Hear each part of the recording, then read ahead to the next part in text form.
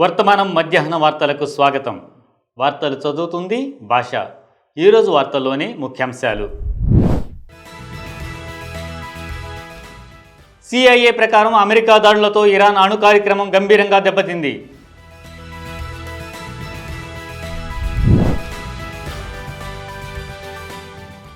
హైదరాబాద్లో 23 ఏళ్ల మహిళపై అత్యాచారం, మద్యం పేరుతో మోసపెట్టి నిర్బంధించిన ఘటన.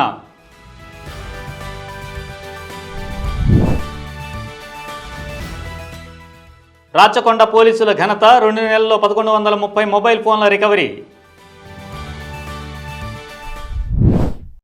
అమెరికా తాజా వైమానిక దాడుల వల్ల ఇరాన్ అణు మౌలిక సదుపాయాలు తీవ్రంగా దెబ్బతిన్నాయని సిఐఏ డైరెక్టర్ జాన్ రాట్క్లిఫ్ తెలిపారు. ఇది తాత్కాలికంగా కాకుండా గణనీయమైన స్థాయిలో ఇరాన్ అణు నిక్షేపణ శక్తిని నిలువరించగలిగిన చర్యగా వైట్ హౌస్ పేర్కొంది. డాక్టర్ రాట్క్లిఫ్ తన ప్రకటనలో ఈ సమాచారాన్ని చారిత్రపరంగా విశ్వసనీయమైన సోర్స్ విధానాల ద్వారా సేకరించామని తెలిపారు. అతను పేర్కొనటమైనప్పటికీ పూర్తి వివరాలు వెల్లడించలేదు. కానీ ఇరాన్కు చెందిన కీలక అణు కేంద్రాలు చాలా వరకు నాశనం అయ్యాయి, వాటిని మళ్లీ నిర్మించడానికి సంవత్సరాలు పడతాయి అని అన్నారు. అయితే ఈ ప్రకటన మునుపటి డిఫెన్స్ ఇంటెలిజెన్స్ ఏజెన్సీ డిఐఏ విశ్లేషణకు విరుద్ధంగా ఉంది.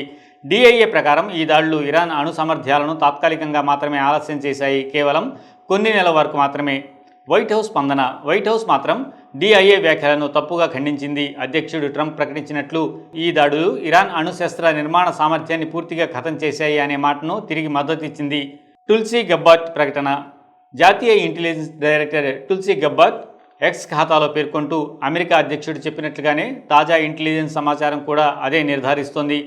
ఇరాన్ అణు కేంద్రాలు ధ్వంసమయ్యాయి అని చెప్పారు. తిరిగి నిర్మించాలంటే 3 కేంద్రాలు పూర్తి స్థాయిలో పునర్నిర్మించాల్సి ఉంటుందని, దానికి సంవత్సరాలు పడతాయని ఆమె పేర్కొన్నారు.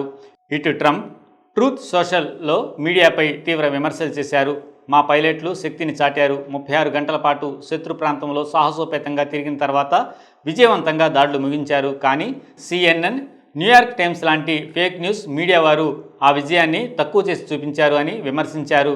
అంతేగాక రేపు ఉదయం 8 గంటలకు స్థానిక సమయం పెంటగాన్లో రక్షణ మంత్రి పీట్ హెగ్సెత్ మీడియా సమావేశం నిర్వహించనున్నారని ట్రంప్ తెలిపారు. ఈ సమావేశంలో అమెరికన్ పైలట్ల సాహసం, మిషన్ విజయాన్ని వివరించనున్నారు. ఒక హోటల్లో పనిచేస్తున్న ఉత్తరప్రదేశ్కు చెందిన 28 ఏళ్ల వ్యక్తి 23 ఏళ్ల హైదరాబాద్ యువతిని తన ఇంటికి రప్పించి అత్యాచారానికి పాల్పడిన దారుణ ఘటన జరిగింది. వివరాలు ఇలా ఉన్నాయి. ఆరోపణల ప్రకారం ఇద్దరూ మద్యం షాప్ వద్ద పరిచయమయ్యారు. అనంతరం అతడు ఆమెతో మాట్లాడుతూ పర్మిట్ రూమ్లో మద్యం సేవించడం ప్రమాదకరమని చెప్పి తన ఇంటికి రమ్మని కోరాడు. ఆమె అంగీకరించగా అతని ఇంటికి తీసుకువెళ్లి ఎక్కువ మద్యం సేవింపజేశాడు. తర్వాత ఆమెపై లైంగిక దాడికి పాల్పడ్డాడు. అంతేకాకుండా ఆమెను బెదిరించేందుకు ఫోటోలు కూడా తీశాడు. హుషారైన తర్వాత బాధితురాలు తప్పించుకొని మంగళవారం రాయదుర్గం పోలీసులను ఆశ్రయించింది. ఆమె ఫిర్యాదు ఆధారంగా పోలీసులు అత్యాచారం కేసు నమోదు చేసి నిందితుడిని అరెస్ట్ చేశారు. అతన్ని మెజిస్ట్రేట్ ముందు హాజరుపరిచి న్యాయ హిరాసత్కు పంపించారు. ఇదిలా ఉండగా బాధిత యువతికి ప్రస్తుతం హైదరాబాద్లో కౌన్సిలింగ్, న్యాయ సహాయం మరియు వైద్య సహాయం అందిస్తున్నారు. రాచకొండ పోలీసులు మొబైల్ ఫోన్ పోగొట్టుకున్న బాధితులకు ఉపశమనం కలిగించారు. ఏకంగా 3.5 కోట్ల విలువైన మొబైల్ ఫోన్లను రికవరీ చేశారు. Central equipment identity registry CEIR portal సహాయంతో 2 నెలల వ్యవధిలో 1130 మొబైల్ ఫోన్లను స్వాధీనం చేసుకున్నారు. ఆ మొబైల్ ఫోన్లను వాటి సొంతదారులకు పోలీసులు అప్పగించారు. ఈ మేరకు రాచకొండ పోలీస్ కమిషనర్ సుధీర్ బాబు పోగొట్టుకున్న మొబైల్ ఫోన్ల రికవరీ కోసం CCS, ఎల్బీనగర్, మల్కాజ్గిరి, భువనగిరిలలో ప్రత్యేక బృందాలను ఏర్పాటు చేశారు. ఐటీ సెల్ సహకారంతో ఈ టీంలు పనిచేసి 2 నెలల్లో 1130 ఫోన్లను స్వాధీనం చేసుకున్నారు. దీంతో ఈ సంవత్సరం రాచకొండ పోలీసులు ఇప్పటి వరకు 3694 మొబైల్ ఫోన్లను స్వాధీనం చేసుకున్నట్లయింది.